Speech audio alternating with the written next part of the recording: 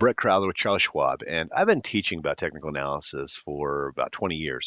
And I tend to see confusion around where to draw areas of support and resistance. And so I want to take just a minute or two to help maybe clarify and help people identify which areas tend to be more significant than others. Because honestly, you could draw lines all over the place, right?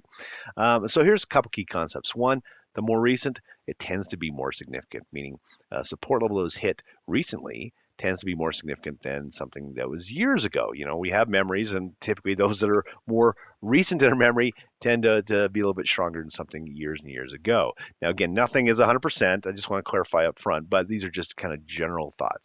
Number two, the more touches, the more significant it could possibly be.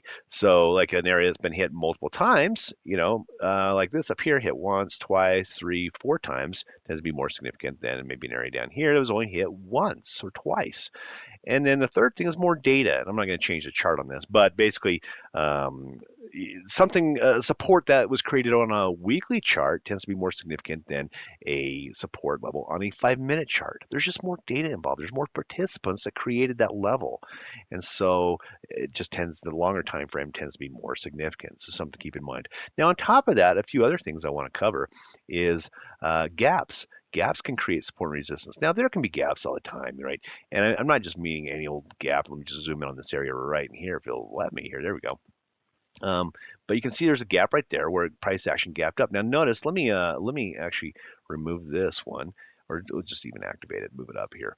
So right about there we go, is where that gap open up here and close there. Well, that area there, that created, an area of support, and it happened to be an old area of resistance, and so it wasn't surprising necessarily to see it come back and bounce off that.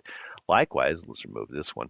There was a more recent gap that we saw, and right here. Now, check this out. We'll draw a line in there. There's that gap.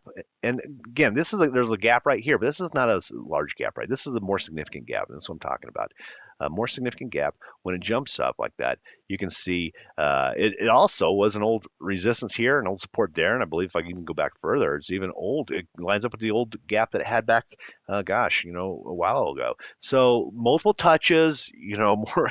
It's been more recent with this touch. There's a lot of things that play into that, making that more significant than just any old area. And then the last thing I just want to discuss is just when you have a large candle, the middle of that can also act as an area of support and resistance. So keep an eye on those things and see if that helps you identify support and resistance a little bit clearer. Thanks.